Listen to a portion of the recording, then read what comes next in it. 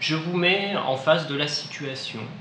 Votre partenaire rentre du travail et il ou elle vous explique sa journée de travail, tous les problèmes qu'il y a eu avec la journée et comment il ou elle a galéré tout au long de sa journée de travail.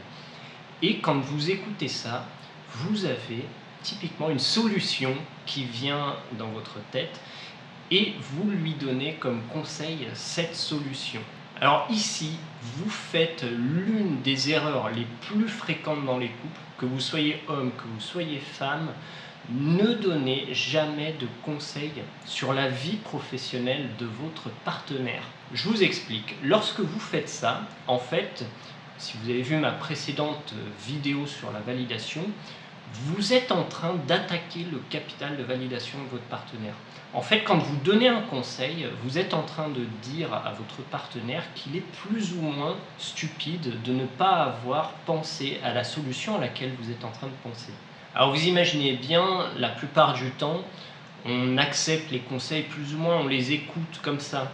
Mais la plupart du temps, on ne va pas les faire, on ne va rien en faire.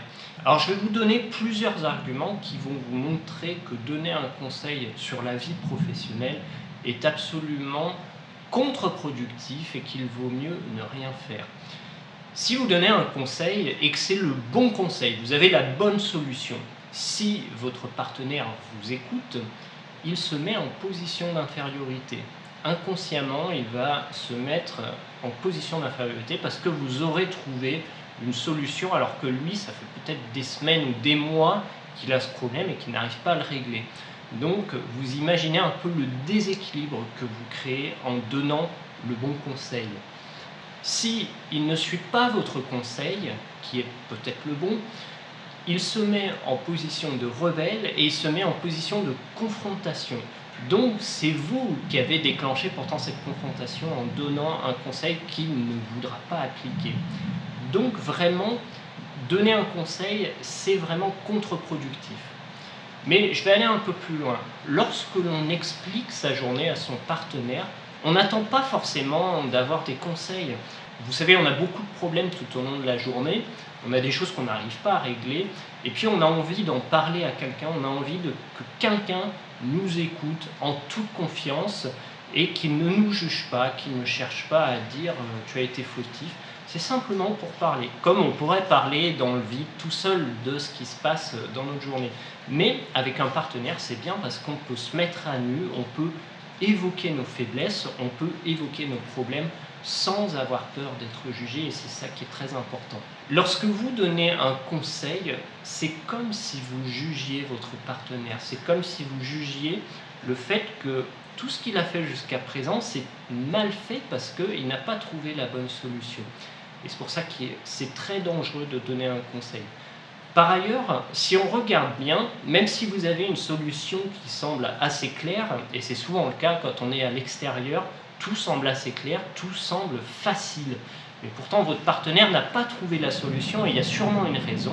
C'est parce qu'il est dans ce problème depuis longtemps et qu'il y a des paramètres qu'il ne vous donne pas et que vous n'avez pas en main. Donc, n'essayez pas de glisser une solution, ça ne marchera pas parce que vous n'avez pas toutes les cartes en main. Maintenant, je vous donne quand même deux exceptions dans lesquelles vous pouvez vous permettre de donner un conseil. La première, c'est si le problème est un problème technique pour lequel vous êtes un expert du domaine, c'est vraiment votre domaine et on sait que vous avez autorité dans ce domaine.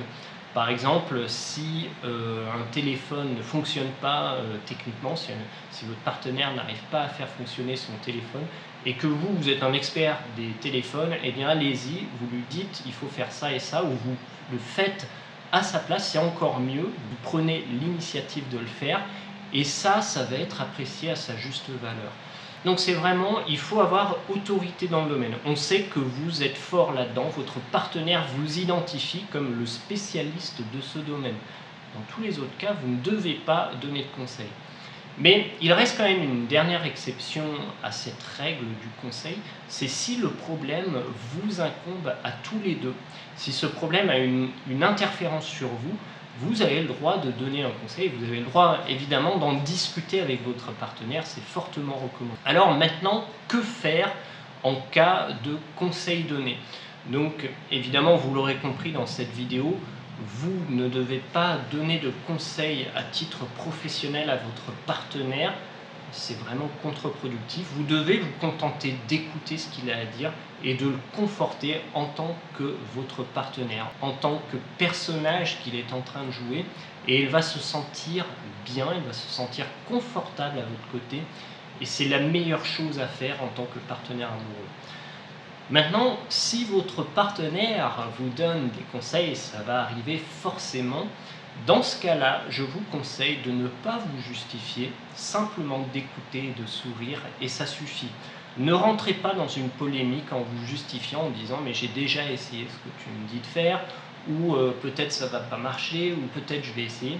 Ça va être contre-productif, vous allez rentrer dans un débat qui ne marche pas parce que votre partenaire n'a pas toutes les cartes en main pour vous donner la bonne solution. Donc contentez-vous, dans ce cas-là, d'écouter poliment et de sourire, et ça devrait aller.